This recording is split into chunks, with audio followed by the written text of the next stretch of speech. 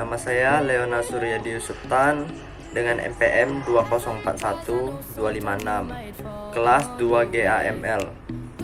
Jadi di video ini saya akan mewakili kelompok 1 untuk menjelaskan proses dari awal sampai akhir pengimplementasian proyek Pasepro. Berikut daftar anggota dari kelompok 1.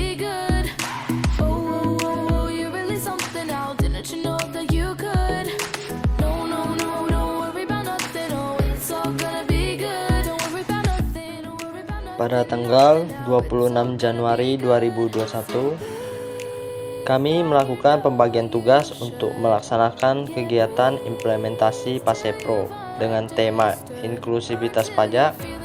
Tugas dari setiap anggota kelompok yaitu yang pertama, Leona Suryadi sebagai ketua kelompok, 2, Koni Agustin sebagai penyusun materi PowerPoint, ketiga, Dian Sabrina sebagai pembawa materi untuk presentasi, keempat, Erika Agustian sebagai pembuat artikel, kelima, Salsabila sebagai dokumentasi dan survei sekolah. Pada tanggal 8 Februari, Dian dan Salsa melakukan survei sekolah ke SMAN 14 Batam untuk mengetahui kondisi sekolah tersebut.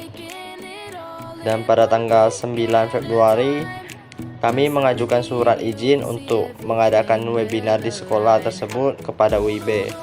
Surat tersebut diproses selama 9 hari.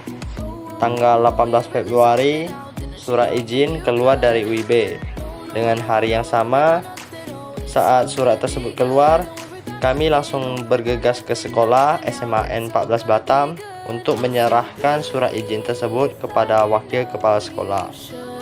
Tanggal 19 Maret, kelompok kami melaksanakan webinar mengenai inklusivitas pajak dengan judul Pentingnya Pengetahuan Mengenai Inklusivitas Pajak Terhadap Siswa Guna Membangun Generasi Sadar Pajak, yang dilaksanakan di SMAN 14 Batam. Webinar tersebut dihadiri oleh siswa-siswi dari SMA tersebut. Berikut perincian mengenai pelaksanaan webinar. Kegiatan ini akan dilaksanakan pada hari Jumat tanggal 19 Maret 2021 jam 3 WIB sampai selesai. Waktunya yaitu jam 3 sampai 3.10 pembukaan webinar oleh MC.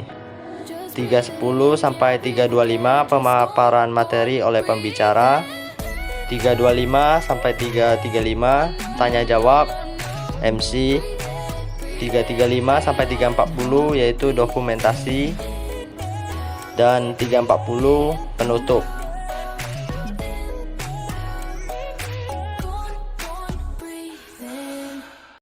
Apa itu pajak?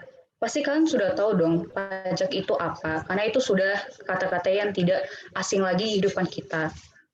Nah, pajak menurut Undang-Undang Nomor 28 Tahun 2007 ialah kontribusi wajib kepada negara yang terutang oleh orang pribadi atau badan yang bersifat memaksa berdasarkan undang-undang dengan tidak mendapatkan imbalan secara langsung dan digunakan untuk keperluan negara bagi sebesar-besarnya kemakmuran rakyat.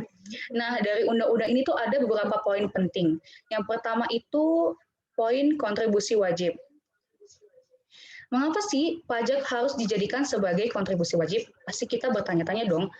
Ya, karena dapat kita ketahui ya, dari belanja negara itu ada sebanyak 2.750 triliun. Nah, apakah bisa dana segitu banyak itu dibiayai oleh satu atau sebagian orang saja? Tentu saja tidak bisa. Mereka yang menanggungnya pasti akan merasa terbebani. Dan maka dari itu pemerintah mewajibkan iuran dari masyarakat agar terasa lebih ringan atau mudah untuk kita semua. Poin yang kedua ada pajak bersifat memaksa.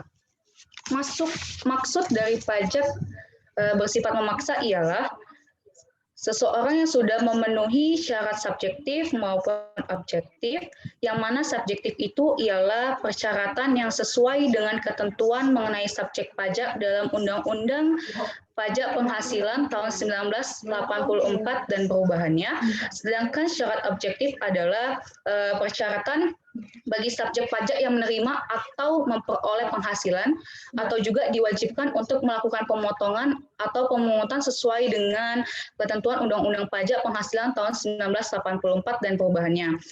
Maka seseorang wajib untuk membayar pajak. Apabila kita tidak membayar pajak, akan adanya sanksi administrasi maupun sanksi secara pidana. Yang ketiga, poin ketiga itu adalah iuran yang tanpa imbalan langsung. Jadi, buat apa sih kita itu membayar pajak? Kita membayar pajak itu kan kita tidak bisa merasakan secara langsung atau kontribusi yang kita berikan kurang terlihat bagi diri kita sendiri. Berbeda dengan ketika kita parkir. Kontribusi ketika parkir dapat langsung manfaatnya setelah kita membayar parkir. Nah, dari semua ini tuh perlu kita ingat. Setiap kontribusi yang telah kita berikan melalui pajak telah membantu negara dalam memakmurkan rakyatnya. Manfaat dari pajak itu sendiri tuh banyak. Yang pertama tuh layanan pendidikan, terus penanggulangan kemiskinan, terus ada layanan kesehatan, pertahanan dan keamanan, infrastruktur, subsidi, bahan bakar, dan transportasi. Next.